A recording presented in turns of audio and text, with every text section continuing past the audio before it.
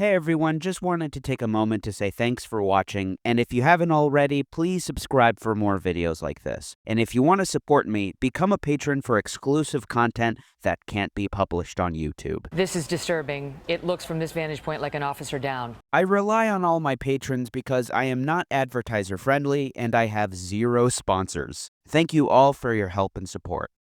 In August of 2014, Bernie Sanders held what turned out to be an explosive town hall meeting in the backdrop of Israel's then ongoing destruction of Gaza following years of land, air, and sea blockade. When asked about what he intended to do about Israel's widespread destruction, which ultimately included some 18,000 homes destroyed and more than 2,000 people killed, Sanders stunned supporters by adopting pro-Israel talking points. Has Israel overreacted? Have they bombed UN facilities? The answer is yes.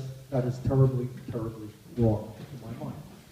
On the other hand, and there is another hand on this issue, you have a situation where Hamas is sending missiles into Israel.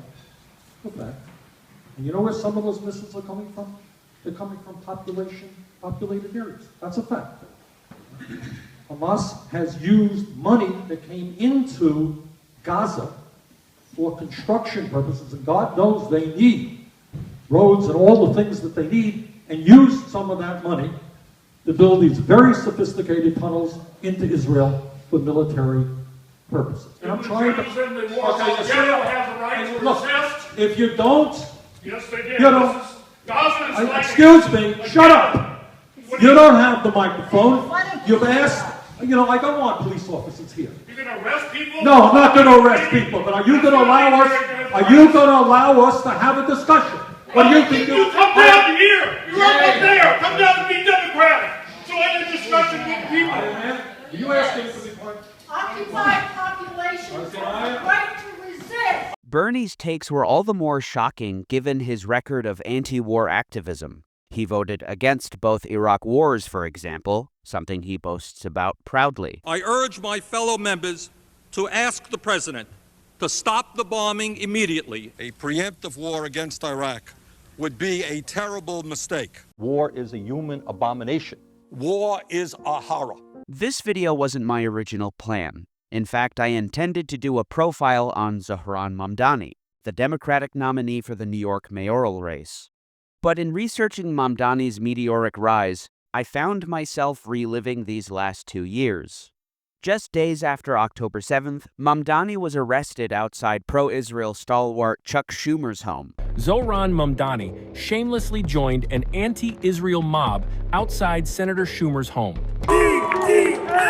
The New York assemblyman was already warning of an imminent genocide. We are looking at imminent genocide. Credibly, as it turned out, in line with the very early warnings of UN experts, the Center for Constitutional Rights, and even Israeli Holocaust scholars, including Raz Siegel. More than 800 international law and genocide scholars have signed on to a public statement arguing Gaza is being subjected to a genocidal siege and destructive assault. All of them, including the Holocaust and genocide studies scholars among them, there's quite a few and some very influential scholars in the field, are all very concerned about what, in my view, is already a genocidal assault, but certainly the prospect of genocidal assault. And Brown University's Omer Bartov, considered a leading expert in the field. The possibility of genocide is staring us in the face. And one thing we know about genocide is that it often begins with ethnic cleansing. In fact, that's what happened in the Holocaust. Indeed, in reviewing Mamdani's record, I couldn't help but get angry as I was reliving a profound betrayal.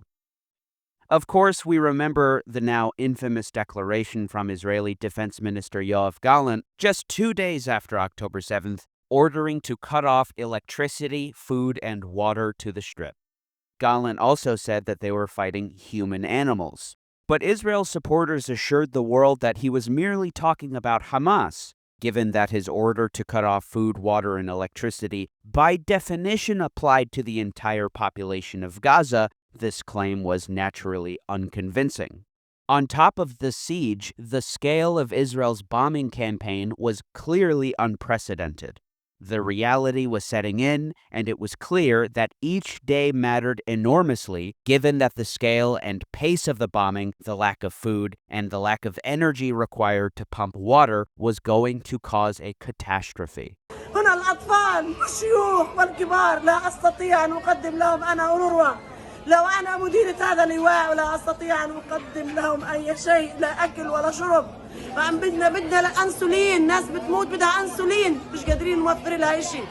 By the end of the month, the director of the New York office for the UN High Commissioner for Human Rights resigned over what he called textbook genocide. But by the end of the month, with each day a grueling slog through mere images of apocalyptic destruction and displacement, there was a noticeably absent voice among those desperately ringing the alarm bells.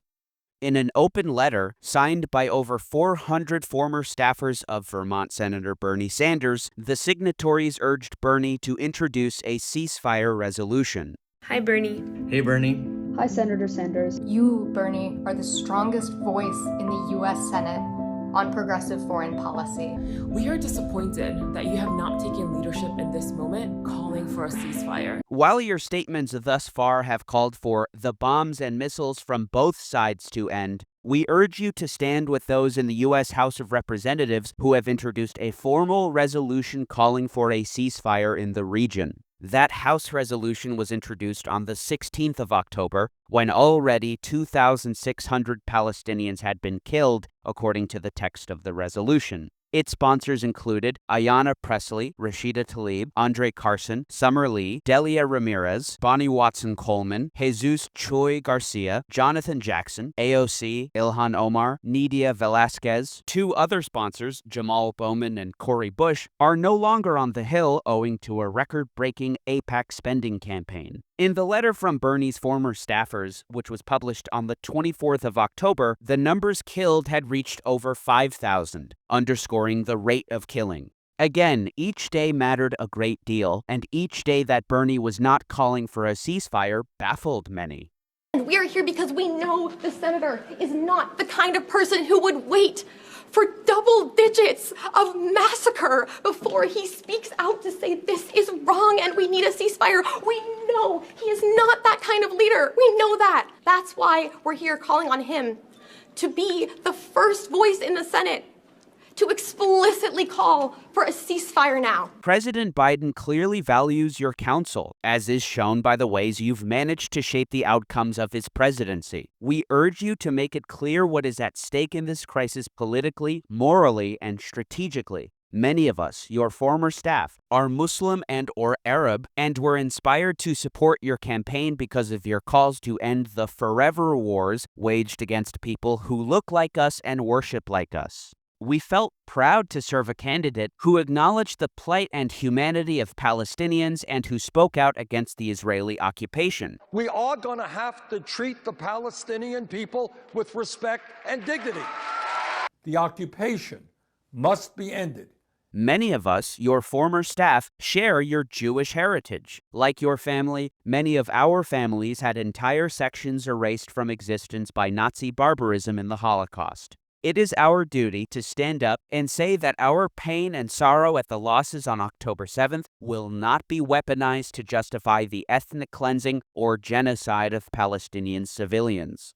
We are seeing a revitalization of the anti-war and pro-peace movement across the country, a movement you have led for decades. You are the strongest voice in the U.S. Senate on progressive foreign policy. We need you to stand up forcefully, as you always have, against war and bombs, and for peace, freedom, and justice. Indeed, Jewish activists for Palestine, most notably those under the banners of Jewish Voice for Peace and If Not Now, had blocked entrances near the White House, occupied a Capitol building rotunda, and shut down New York's Grand Central Station in just the month of October 2023. They called for a ceasefire in Gaza and were arrested for doing so. We've already seen more than 7,000 Palestinians be killed, close to 3,000 Palestinian children, one Palestinian child killed every 15 minutes. These New Yorkers and so many across the state are saying the time is now for a ceasefire, and if you're not calling for it, you're supporting a genocide. And these were just some of the protests they held across the country. On the 30th of October, Ali Harb wrote for Al Jazeera, Bernie Sanders' failure to back Israel-Gaza ceasefire upsets U.S. followers. As the Israeli military offensive in Gaza intensifies, killing thousands of children and leveling entire neighborhoods, Sanders has not called for a ceasefire. Because of his reputation as an anti-war voice, critics say he is uniquely positioned to amplify demands for ending the hostilities in Gaza. Quoting Ava Borgwart, political director at If Not Now, "We need leaders with the courage and the legacy of anti-war activism to say all human life is precious by demanding a ceasefire. If anyone can do that in the Senate, it is Senator Sanders." Jewish activists had just protested the week prior at Bernie Sanders' office demanding he back a ceasefire and were arrested for doing so. Ceasefire now. Ceasefire now. Ceasefire now. Bernie Sanders, we need you to call for a ceasefire now. Sanders was apparently unmoved. As Harb explains, throughout his two presidential campaigns, Sanders led a surging progressive movement in U.S. politics that adopted the Palestinian issue as a core tenet of its agenda. Sanders' message at the time resonated deeply with Arab and Muslim American communities, who rallied around his campaign and helped him win the Michigan Democratic primary in 2016 in one of the race's largest upsets. Omar Badar, a Palestinian-American analyst who supported Sanders' 2020 presidential campaign, said it is, quote, hard to convey the depth of the disappointment. Amer Zahar, Palestinian-American comedian and activist who campaigned for Sanders in Arab communities across the country, also voiced dismay. After the massive support Bernie received from Arab, Muslim, and Palestinian Americans in 2016 and 2020, we would have expected he would have been one of the first to urge an immediate ceasefire. His failure to do so is an affront. His voice could open the door for many others to say the same. To call his actions or lack thereof a massive disappointment would be understating the hurt. Harb also quotes Noor Ali, a Michigan activist, as saying, "While the Republican Party is outright in their Islamophobia, many Arab and Muslim Americans are realizing that the Democratic Party, both moderates and progressives, have used us as a talking point." On the 5th of November of 2023, Bernie Sanders gave an interview to CNN's Dana Bash to respond to the recent protest at his office. I want to just clarify one thing, Senator, if I might. You support a humanitarian pause in Gaza. Some of your fellow progressives say that there should be a full-on ceasefire, which would require an agreement on both sides to halt the fighting. Do you support a ceasefire? And if not, why not? Well, I don't know how you can have a ceasefire, permanent ceasefire, with an organization like Hamas, which is dedicated to turmoil and chaos and destroying the state of Israel. And I think what the Arab countries in the region understand, that Hamas has got to go. You got to have a pause in the bombing. Shortly after, AIPAC shared a clip from the interview on Twitter praising Bernie for his ceasefire take. Hamas has got to go. In another testament to just how much each day mattered, Gaza's Ministry of Health announced the following day that their death toll had surpassed 10,000 people. Politician, the president gets up there, we're going to be tough, and these are evil guys, we're going to go to war. You know, what are the unintended consequences of that? Well, how many people are going to die? You know, it is very easy for politicians to go before the people and talk about how tough we are, and we want to wipe out everybody else. But I think if we have learned anything from history, is that we pursue every diplomatic option before we resort to military intervention. Other commentators made their feelings known, feelings shared by many others. Brianna Joy Gray, the national press secretary for Bernie's 2020 campaign, responded to the AIPAC tweet with, "Biggest political disappointment of our generation." Another former supporter, historian Norman Finkelstein. Bernie Sanders is on the record saying it should continue. I barely can say that name anymore without being filled with contempt and disgust By comparison, Senator from Illinois Dick Durbin told CNN 3 days before Bernie Sanders' CNN interview that he supported a ceasefire. Is a ceasefire needed now? I think it is. It was Durbin, not Sanders, to the surprise of many, who was the first senator to do so. Sanders declined to be interviewed by the Washington Post to discuss his views, but in written answers to questions provided to the Post, he said the, quote, tragic reality is that Hamas wants permanent war and the destruction of Israel, and would not abide by the ceasefire. So when did Bernie finally call for a ceasefire? Bernie played a semantic game for a number of months after his CNN interview. On December 13, 2023, he posted a letter to President Biden on Twitter where he laid out a grueling record of Israeli atrocities in Gaza and described the dire humanitarian disaster. Finally, he wrote, I ask that you support efforts at the United Nations to end the bloodshed, such as the recent resolution vetoed by the United States, that would have demanded an immediate humanitarian ceasefire, the unconditional release of all hostages, and full humanitarian access. However, Bernie explained in an interview 3 days prior what he meant by humanitarian ceasefire. Why is it you oppose a ceasefire? Well, first of all, I strongly support and wish and hope that the United States will support the United Nations resolution that was vetoed, that we vetoed the other day. That was a humanitarian pause, a humanitarian ceasefire that would have, by the way, called for the release of all of the hostages held by Hamas and would have allowed the UN and other agencies to begin to supply the enormous amount of humanitarian aid that the Palestinian people. In terms of a permanent ceasefire, I don't know how you can have a permanent ceasefire with Hamas, who has said before October 7th and after October 7th that they want to destroy Israel. They want a permanent war. I don't know how you have a permanent ceasefire with an attitude like that. Okay, so the war you're saying against Hamas is justified in that way. I think Israel has the right to defend itself and to go after Hamas, not the Palestinian people. AIPAC thanked him again. By this point, at least 2 other senators had joined the call for a ceasefire, including Jeff Merkley of Oregon and even fellow Vermont Senator Peter Welch. In Bernie's letter to Biden, he said that, as of December 11, 2023, some 18,000 people had been killed. Not enough, apparently, for Bernie to call for a permanent ceasefire.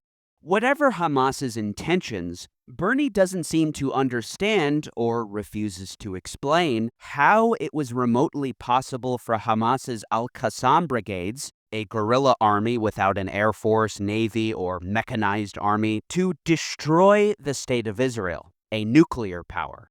I can only conclude that Bernie sought revenge and punishment for Hamas's mere desire, in Bernie's view, to destroy Israel. On February 14, 2024, more than 24 senators signed a letter to the president urging him to secure the release of hostages in tandem with a restored mutual ceasefire in Gaza. Bernie Sanders' name was noticeably absent. Indeed, Bernie continued to use the word pause as late as February 2024. Will work as hard as I can to get the Biden administration to support is a UN try to bring about a ceasefire, a humanitarian pause ceasefire. On February 20th, Novara Media published an interview with Bernie Sanders. Sanders was interviewed by their senior editor, Ash Sarkar. Is what Israel is doing in Gaza a genocide? In my view, it is absolutely disgraceful, horrible, and I'm doing, as a United States Senator, everything I can to end it. But do you buy the South African case at the International Court of Justice that what Israel is doing in Gaza constitutes genocide or genocidal acts? I think, look, we can argue about definitions. It is horrible. But if one agrees that it is a genocide, it means that other states have a legal right and duty to prevent genocidal acts being carried out. But see, we can talk about that. What does that mean? There have been many genocides over the 20th century where there were signs that things might become genocide. And for various reasons, political reasons of perception, of all kinds of different opinions about this, people did not warn sufficiently in advance. And once things happen, it's first very difficult to stop them. And then, as we know, it's very difficult to bring people to account as well. So I think that one should always err on the side of caution and warn when there's sufficient signs, both in terms of how people speak about a potentially targeted group, and then what sort of actions they're taking before genocide actually begins. People's predictions and warnings of an imminent genocide, including from Holocaust scholars and UN experts, turned out to be true.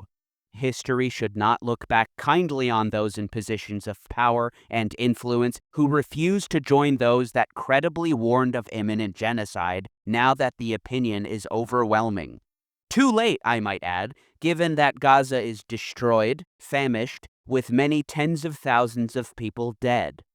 Bernie presumably granted Novara Media an interview to promote his book on capitalism, but Sarkar pressed him on his views on Palestine, revealing not only contradictions, but glaring moral failures. Would you back calls for a cultural, sporting, and economic boycott of Israel? I am nervous about economic boycotts of any country, to be honest with you. Did you feel nervous about the boycott movement against apartheid South Africa? Was that a concern you had at the time?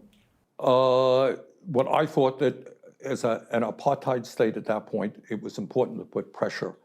But people can do as they want, and that's all. Indeed, despite the characterization of Bernie's views by his former staffers, who said the senator has spoken with moral clarity on the issues of Israel and Palestine, Bernie apparently can't or won't acknowledge that if boycotting South Africa was justified, certainly boycotting the state of Israel is justified. If Bernie knows even basic facts about apartheid South Africa and Palestine. It's a facility that most Israelis are oblivious to, but many Palestinians know it well.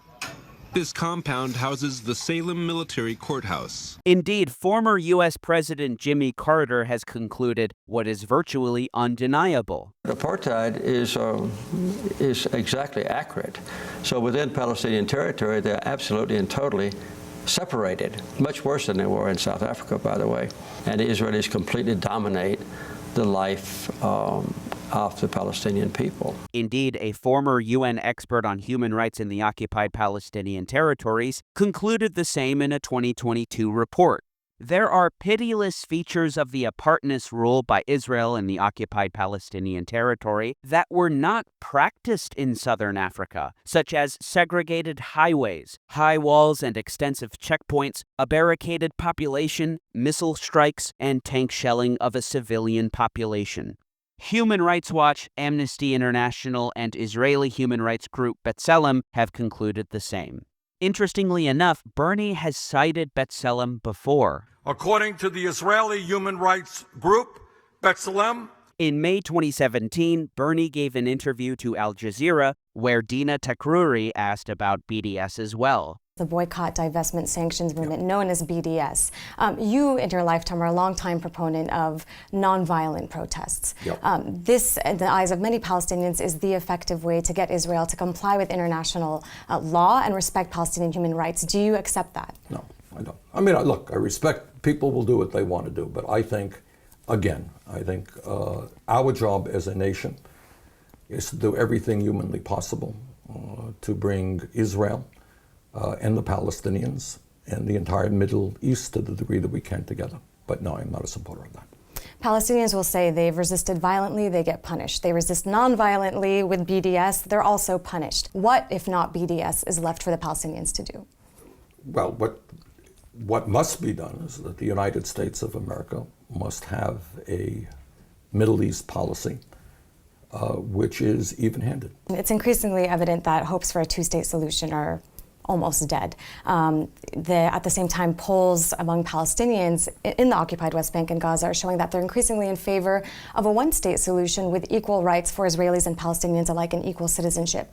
Is that something you believe could happen, or is that something you support? No, I don't. I mean, I think if that happens, then that would be the end of the state of Israel. And I support Israel's right to exist. Bernie doesn't support a state with equal rights, even when a two-state solution appeared all but impossible by that point. At the 2017 convention for J Street, the liberal Zionist lobby, Bernie explains his pro-Israel sympathies and history. I lived on a kibbutz for many months in Haifa. And it was a very powerful experience for me, something that I will never forget.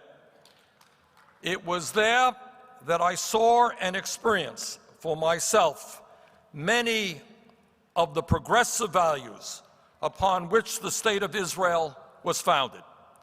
I think it is important for everyone, but particularly for progressives, to acknowledge the enormous achievement of establishing a democratic homeland for the Jewish people after centuries of displacement and persecution, and particularly after the horrors of the Holocaust. Israel has done some very bad things. So has every other country on earth. In a 2019 essay for Jewish Currents, Bernie further advanced the values of liberal Zionism. My pride and admiration for Israel lives alongside my support for Palestinian freedom and independence. I reject the notion that there is any contradiction there. After October 7th, maybe Bernie's pride in Israel, as he described it, came under attack. After all, Israel is a country he clearly has a romantic attachment to. When I look at the Middle East, I see our ally Israel making enormous technological advances with the capacity to serve as an engine of innovation and prosperity for the entire region. This week, my friends in Israel will observe your Memorial Day, the remembrance of those who have fallen in defense of the state of Israel. And we honor those who have fallen. This attachment allowed Bernie to tolerate enormous atrocities. Do I think Biden is a great campaigner? No, I don't. But I think he was an excellent president. Bring home the hostages and demand an immediate ceasefire. In August of 2024, Bernie finally used the word ceasefire, not pause or humanitarian ceasefire. At this point, some 40,000 people had been killed, according to Gaza's Ministry of Health. 40,000 Palestinian lives lost, according to Gaza's health ministry. However, we now know that the Ministry of Health's figures were likely a massive underestimate by some 40%, according to two studies conducted with different methodologies, both published in the Lancet Medical Journal. Senator Sanders, what is your definition of the word ceasefire? On October 7th, Hamas, which is a terrorist organization, invaded Israel and killed 1,200 innocent men, women, and children, took 200 hostages. They are a terrorist organization. Israel responded as any government would respond to an attack like that. Israel had the right to defend itself. But what has happened since then is, rather than just go after Hamas, a terrorist organization, what Israel, under an extreme right-wing government led by Benjamin Netanyahu, these are racist. So this is the cabinet. What they have done is say, hey, we're not just going to go after Hamas. We're going to go after the Palestinian people. I also noticed that his criticisms of Israel are directed at Israel's right-wing government. The right-wing extremist Netanyahu government, right-wing extremist government in Israel. Indeed, he continues to employ this language today. You have to understand, Israel today has a lame duck opposition. Out of the opposition leaders who would in theory challenge Netanyahu in an election, Yair Lapid, Benny Gantz, Gadi Eisenkot, perhaps only Naftali Bennett would be able to build a coalition and become prime minister. Indeed, Bennett was briefly prime minister from June 2021 to June 2022. when he was in a rotating government with Yair Lapid. Just days after October 7th, Bennett spoke to Sky News, where he exploded at the interviewer for merely mentioning Palestinian civilians. Are you seriously keep on asking me about Palestinian civilians?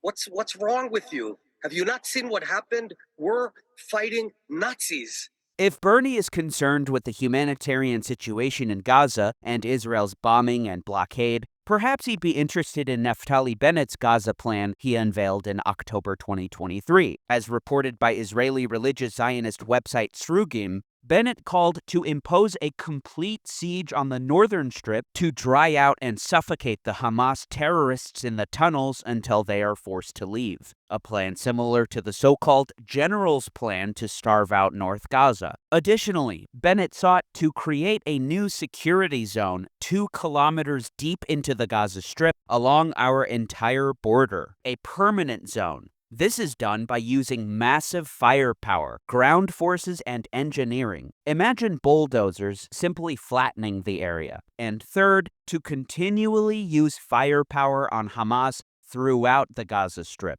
Israel is conducting a continuous series of targeted ground operations with enormous firepower to disintegrate Hamas neighborhood by neighborhood.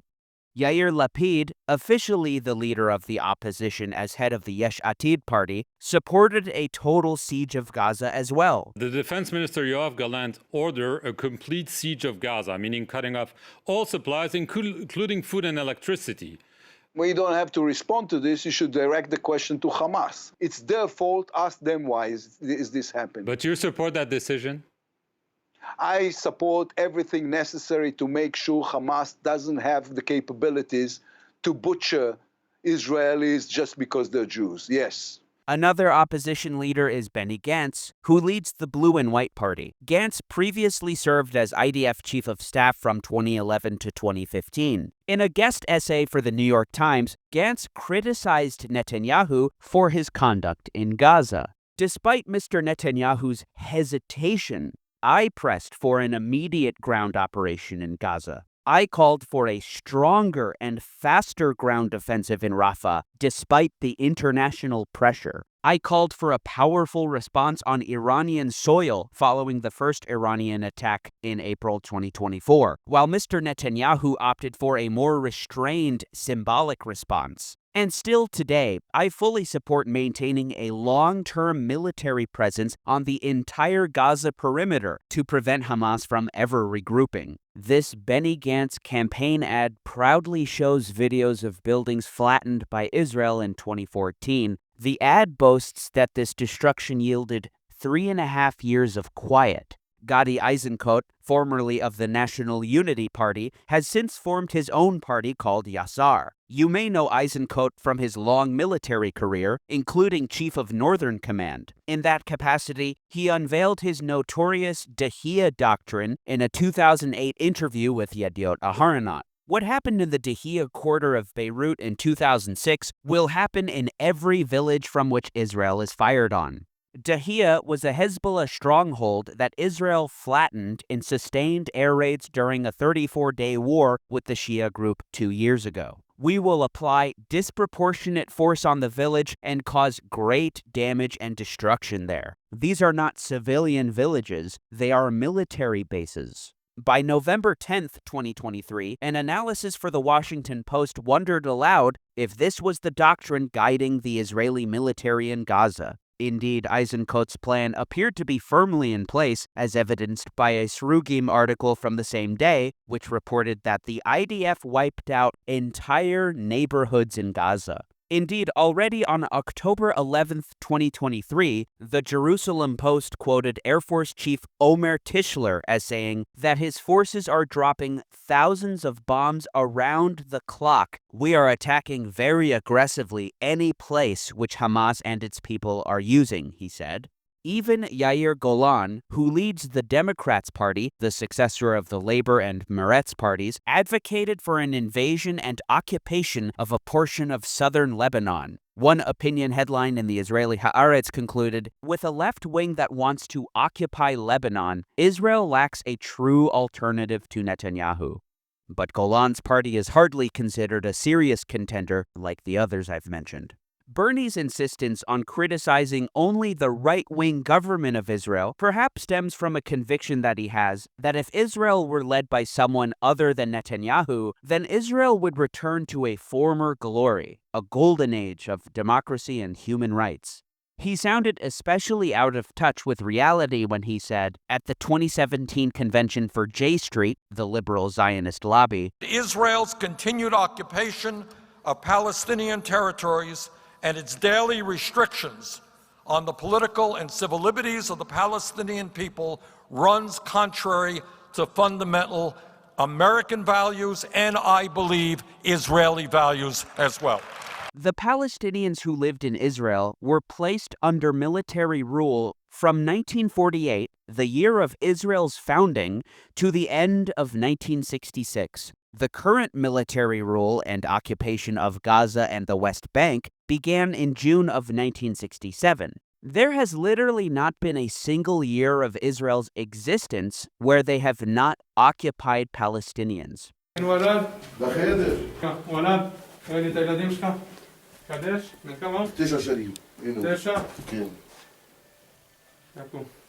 יקום? כן, כן, 10. אתה זורק פה לפעמים אבנים? לא, אף פעם? בטוח? סלמת לילה טוב. אבל לא ככה, למה אתם לא באים ב-10 בבוקר, לא בשתיים, 3 אני אחורה, עד שיוצאים. אני אליהם, צאנו. Another issue I have with Bernie is his long time and repeated insistence on calling the state of Israel a democracy that shares values with other democracies. The United States and Israel are united by historical ties. We are united by culture. We are united by our values, including a deep commitment to democratic principles, civil rights, and the rule of law. Mayor Kahane, if you don't know, led the Kach party and was elected to the Israeli Knesset in 1984. His positions included expelling all Palestinians from the Jordan River to the Mediterranean Sea. Though, as explained by Israeli journalists Yossi Melman and Dan Raviv in 1988, expulsion was not a new idea.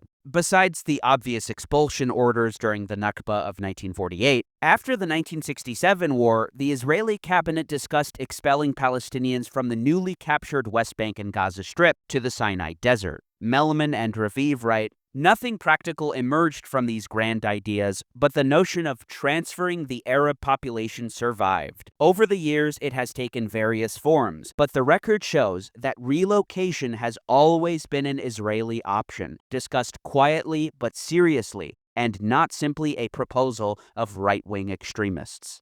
Once, while speaking at the University of Minnesota, Kahane offended liberal Zionists by insisting that Israel was not a Western-style democracy. Kahane was, quite obviously, unrestrained by political correctness. Israel's Declaration of Independence speaks of a Jewish state.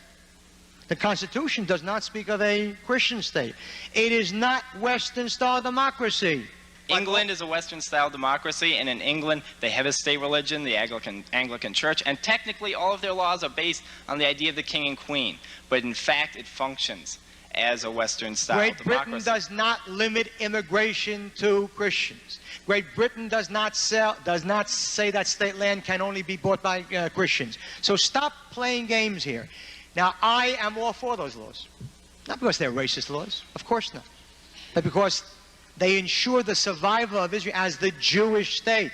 And that's not Western democracy, but thank God we have chosen that path, because if ever there's a choice between Western democracy, which means that the Arabs have a right to be the majority through peaceful means and vote Israel out of existence, or Zionism, which says never, I go for Zionism, which says never. Bernie Sanders outraged his followers by refusing time and time again to call for a ceasefire, even as tens of thousands of Palestinians were reported killed. But he also disappointed his followers by refusing to label Israel's campaign as a genocide. I get a little bit queasy, and I don't, what genocide? We use the word, we've got to be careful about that word too. It is a genocide! Excuse me. What's your definition of genocide? Why is it that it took until the 17th of September of 2025? Bernie's declaration of simply, "It is genocide," begins with his oft-repeated, "Hamas is a terrorist organization and Israel has a right to defend itself," followed by a list of all the institutions that had labeled Israel's campaign in Gaza a genocide. These include an independent UN commission, the International Association of Genocide Scholars, Israeli human rights groups B'Tselem and Physicians for Human Rights Israel, as well as Amnesty International and Human Rights Watch. Indeed, the latter two declared as much in December 2024. In July of 2025, Bernie once again shirked from using the word genocide because it's a legal term. Are you at the point yet where you would call what's happening in Gaza a genocide? You can use whatever word you want. But Marjorie Taylor Greene is saying that she's the first Republican to go there. I'm sorry. Yeah.